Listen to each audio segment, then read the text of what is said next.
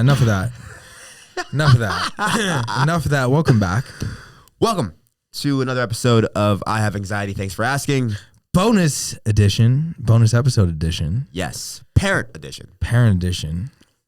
Today, I want to delve into the topic of the number one question that we get anytime we go into a school. It's not, how do I feel enough? It's not, what do I do if my friends don't like me? The number one question that I get is, how do I talk to my parents about anxiety? And in this episode, I would love it if we can delve in for the parents watching this or listening to this, is like, how can we support our child, our student, with a mental health challenge? And that's the topic I want to get into today. Well, let's waste no time. Let's get into it. Let's jump in. Let's get into it. Let's get in here. Let's get into it, man. What do you think holds back parents? I know we're not parents ourselves, but we have parents. Yeah. And what do you think holds back parents from actually talking about anxiety for kids? So I'll use it from, I guess, my story. I guess so my parents, it almost seems like, and this is something we've talked about, is it seems as though they almost don't want to see that something's wrong. You know, and that's like, it's a crazy concept, you know what I mean? Because you're like, oh, maybe I would never, you know what I mean? If my son or daughter was struggling or my child was struggling, I would see it, I would notice it. But maybe that's one thing there is you're scared to actually acknowledge that something might be wrong, you know, because you're so hopeful that you've done everything right. But the idea there is that even if something is wrong, it's not your fault. You know, it's not your fault. It's not your fault. But what you can do and how you respond to that is important. Yeah. And I think that's what we're going to address here today. Yeah, and so.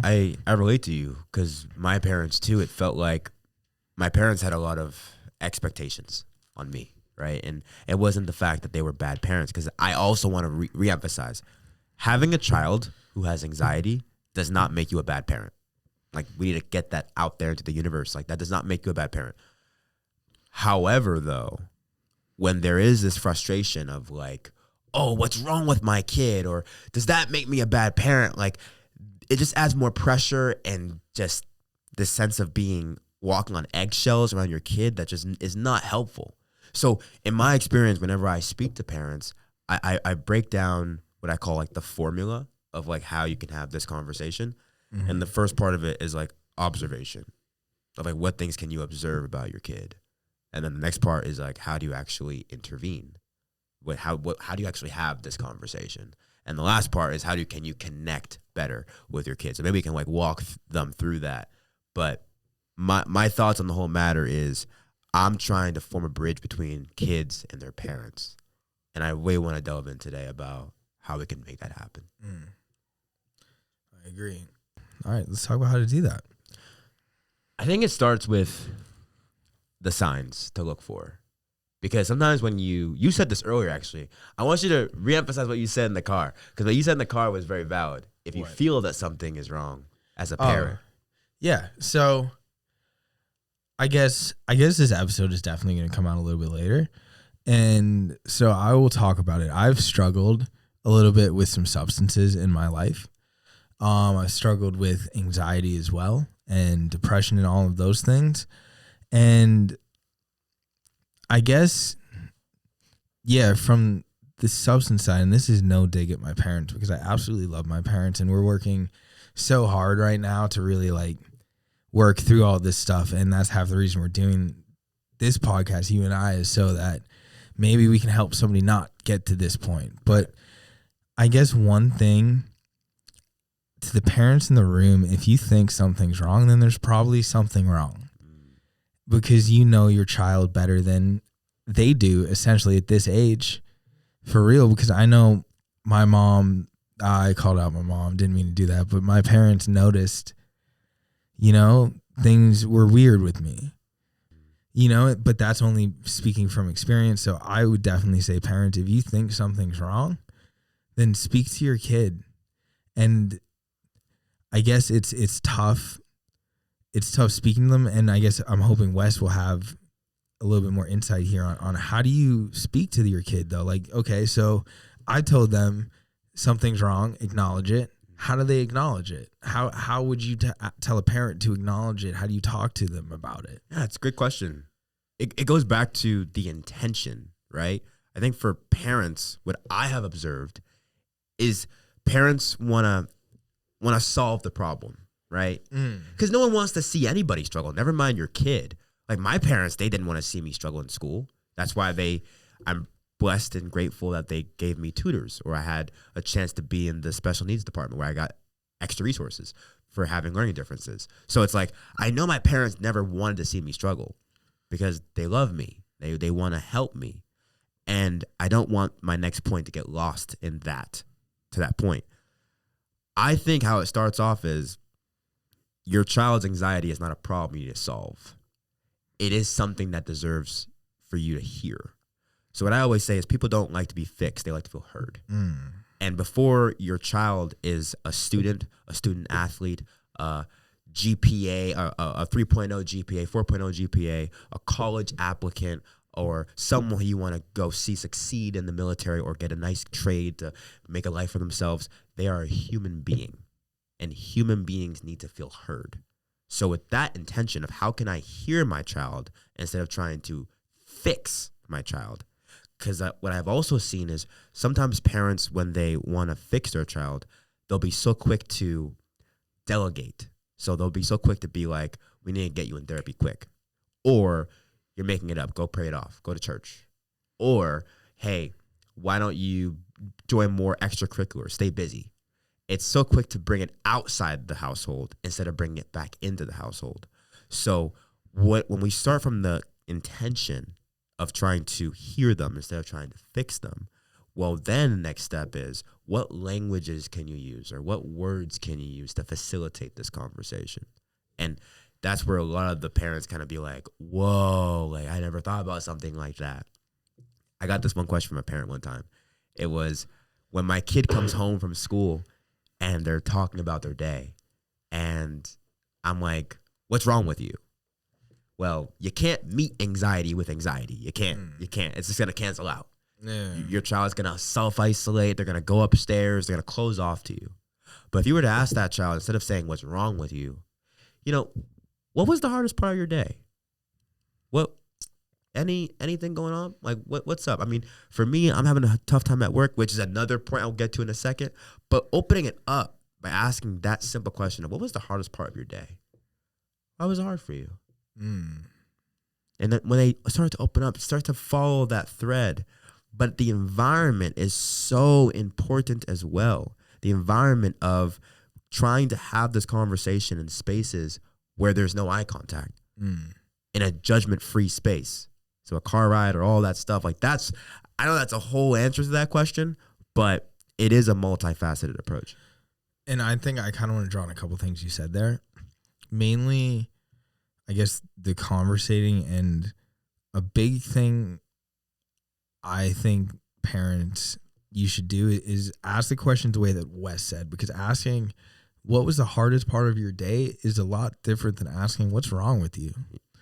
Like saying what's wrong, like even though there's something wrong, I may not want to admit that something's wrong, and I don't want you to just think that I'm wrong, So it's like saying, hey, what's the hardest part of your day would make maybe a kid think about, oh, this kind of sucked today, rather than I feel bad, Yeah. So, yeah. Because it's like sometimes kids may not even know how to express the fact that they feel bad or what they're feeling. Right. They may be able to explain it to you through words such as hardest part of their day, through words of encouraging them to then divulge their emotions further. Right. And their feelings. So I think creating that safe space to talk like that is really, really important. And to validate their perception of their challenge. So how many times have you seen like this happen? Maybe you can relate to this, JB. When you tell your parent or your parents what's wrong, they will be like, no, okay, you just got to do this. Like they'll be so quick to like not really validate what you just said. And they'll just be like, no, like this is the solution. Again, don't fix them. They're not trying to be solved. Yeah. They need to feel heard. So part of hearing someone is active listening. So when you are active listening, if they are telling you what was the hardest part of their day, that's their perception. And the 3 words that I always say that children need to hear more than I love you is I believe you. I might not agree with you. I might not think that's hard to me, but that's another human being. So their perception is that was hard for me. So the most you can do, the least you can do is simply say, I believe you. I believe that was hard. Because when you're judging them, i.e. the walls are going to go back up. When you're saying, oh, if they come to you and say, my math exam was so hard for me because it felt like everyone in that classroom belongs but me. And I've been failing all these exams and I just feel like a piece of crap. I'm not sure if they would use that language. But at the same time, if you respond to them like, oh, just study harder, they're going to close off from you. Yeah. They're going to be like, yo, screw off. Like, and they're going to go slam doors. Yeah, dang. That made me think of something I should have written down, but no, you're good. You're good. I completely agree. I wanted to kind of take it a step further too. Well, I'll come back to it. You'll come back to it. Yeah, it'll come back to me. It'll come back. It'll come back. I have faith. I have faith, man. I have faith. Because in reality, though, like when you think about this connection between parents, what I have heard too is that there is this big distance between their kid and them. Got it back? Yeah, I got it back. Go ahead. Got it back. Yeah, it's literally that distance that I was going to say. I was going to say, so I guess one thing as a parent, like, you don't want to do is, like, compare your childhood to your kids. Wow. Because no matter what, everything has evolved, so your children are in a different world than you grew up in. Yeah. You know what I mean? Like, kids today have iPhones. I had a Razor M. You know, I had to wait till 7th grade to get it. You know what I mean? Our parent didn't have computers. They grew up with coloring books, maybe. You know what I mean? I'm not trying to hate, but like, it's different. We grew up outside playing sports. Today's generation grows up on Fortnite. You know what I mean? So everything changes. So your child's perspective, you may not relate to it because you may not relate to the childhood world right now. You know? So that's one thing I want to take in consideration is don't always... It's the same way you're saying, validate how they're feeling. Don't discredit their childhood. Yes. You know, because your childhood is going to be different than your parents, the same way that your childhood is different than yours, the same way that yours is different than your parents. Valid. You know, so I think that's an important thing for parents to really take into consideration. I agree. And that made me think about this time I actually spoke to this Rotary Club. This was in 2020 when I first started speaking. And the Rotary Club, not to sound like I'm insulting them, but they're from an older generation. So I'm talking like, 60s, 70s, that kind of generation. And I'm up there sharing my story about how I dealt with anxiety and all this stuff. And at the end of it, I open up the Q&A, and this old guy raised his hand in the virtual room, and he's like, what do you have to be anxious about? Like, I grew up, it was World War II. I grew up, I was like... Sorry, I'm not trying to laugh. Literally, though. And he was like, I grew up in World War II, and now you guys, you don't have it as hard. Yeah, but if I make a wrong move and someone films it, the whole school sees it, now I'm the laughing stock. Exactly. And that has a mental health challenge today that, you know what I mean? Exactly. And then there's not actually, another part of the conversation, too, is where's the empathy or the even awareness of what I call vicarious conditioning, which means is because all of us have access to phones, I could be sitting in Boston, Massachusetts, and if there's a school shooting in California, I'm watching that. And you know social media, so you're seeing footage that is not on the news. So I'm watching that.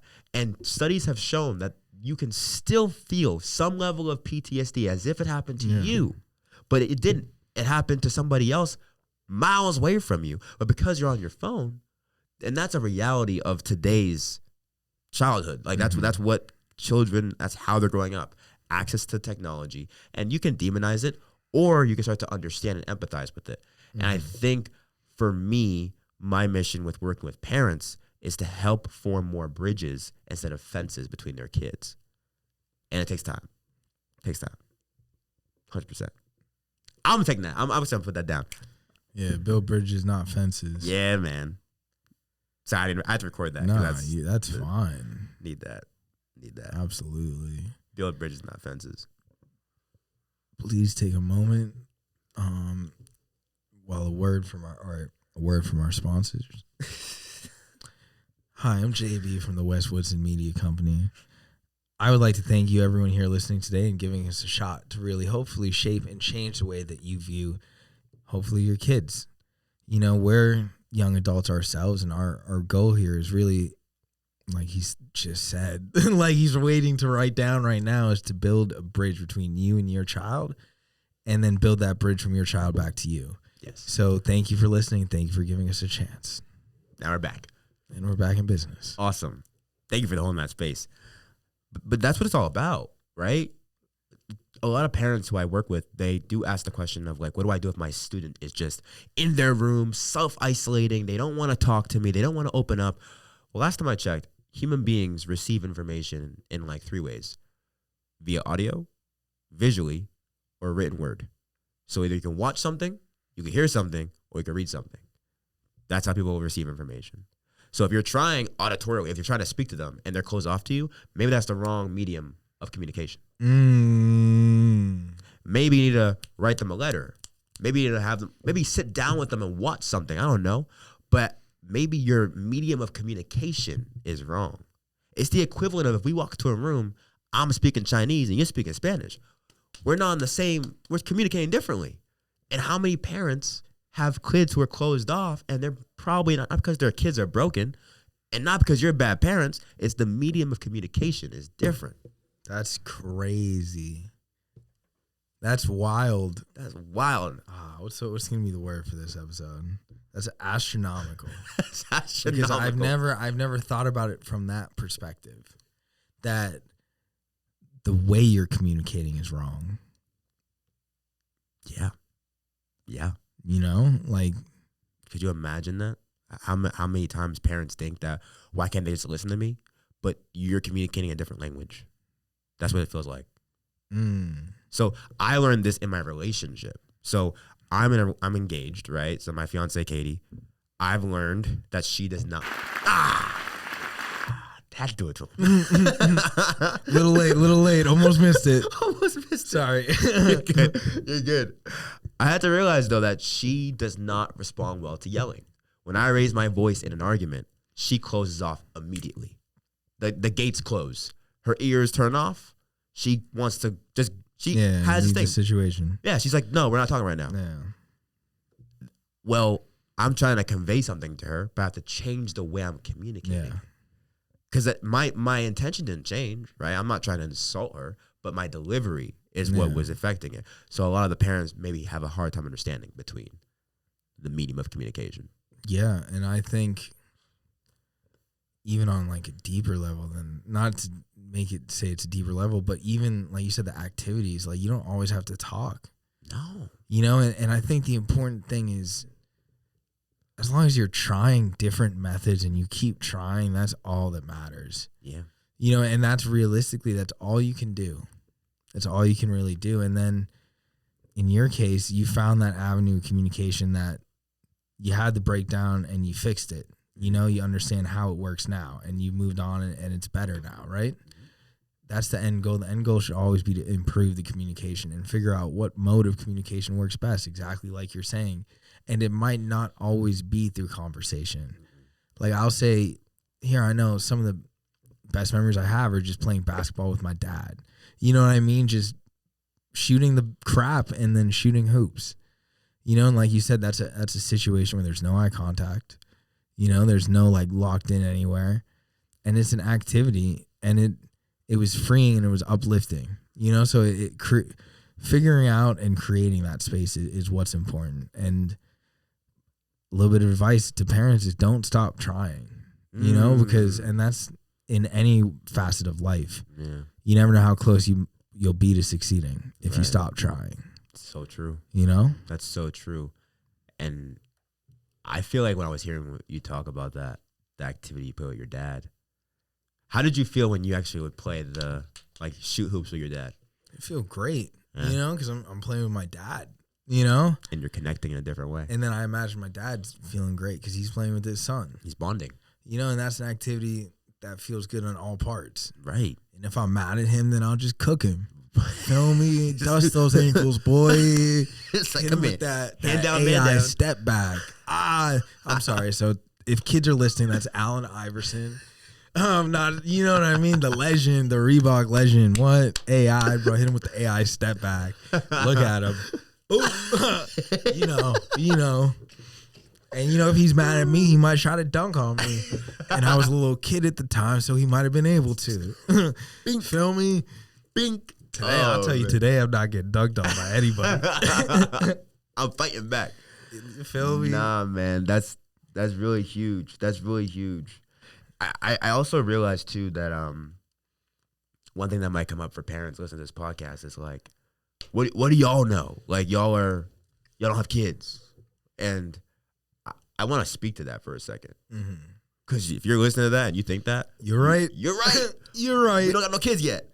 But what is real is the fact that I don't think just because you're a parent doesn't mean that you forget or you should forget how to communicate with human beings. So like we're human beings and we have the intention of what we wish our parents did and how they're getting better now. But like we're trying to take these insights and share it with parents listening to this podcast to hopefully form more bridges and not fences between their kids. I completely agree and completely agree. That's what it's about. We don't claim to be experts, but we both had situations that didn't end up great, and hopefully those experiences can help anybody out there listening. Yeah. I mean, we're not experts, but we're experts in our experience. Ooh. Yes. Oh, and yes, we'll have merch soon. Don't worry. We'll have merch soon. Because we got bangers for sayings over here. Bangers for sayings. We're not experts, but we're experts in our experience. And I apologize. That's one thing that I do. I use comedy to take away when I'm uncomfortable. So that's a little bit of insight to me, everyone listening, parents listening, is sometimes your kid might use something like that to switch up the conversation. That's valid. So that's so valid. That's so valid. Dang, I was just thinking about so many times when we see like students who are class clowns in school and maybe they're disruptive at home, but parents think, oh, my kid's ADHD or my kid. And I'm not trying to. You might be right, though. Your kid might have ADHD, which is something that which is real. Brings up and you talk about. Valid. Right. But they're so dismissive of it. Like they want to just be like, oh, this is what it is. But maybe your child also is uncomfortable. Right. Yeah. And yeah, I had a point I was going to bring up too about. I'm sorry. No, you're good. On the connection piece. Everyone wants to demonize TikTok and social media and video games. Yet, why don't we meet our students where they're at? Like, if they're playing video games, I know this might seem wild, but this might literally seem corny to people, but why not try to meet them where they're at? You don't got to sit down and play Fortnite with them, but maybe you should like educate yourself. What is Fortnite? So you can bring it up in conversation. Could you imagine if your dad was just like, yo, JB, you catch the Lakers game last night? And you'd be like, what?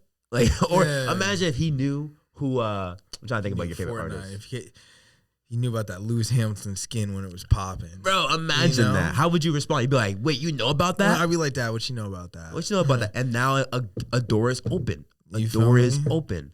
A bridge is building. Because and the cool thing about that is not only are you like opening the door like you're saying, but you're catching your child off guard. Yeah. And you're meeting them in their world, which they don't expect. Exactly. And that gives you a chance to get inside. Exactly. And that's what this is about. Exactly. Like opening that door. Yes. I couldn't agree more. So in the future, on shows like this, to wrap it up, in the future, on shows like this, you'll find insights, stories from JB and myself. And our mission is simple. We're just trying to help you, the parent on the other side of this microphone, other side of this camera, build more bridges between you and your child instead of fences. And please reach out with any questions or any comments you have. Hopefully they're good comments. Try to be nice. But yeah, please reach out to us if you would like any advice on how to talk to your kids, because we're here for that and we would love to help you bridge that divide. So I'm JB. I'm Wes Woodson. And we're signing off. Peace.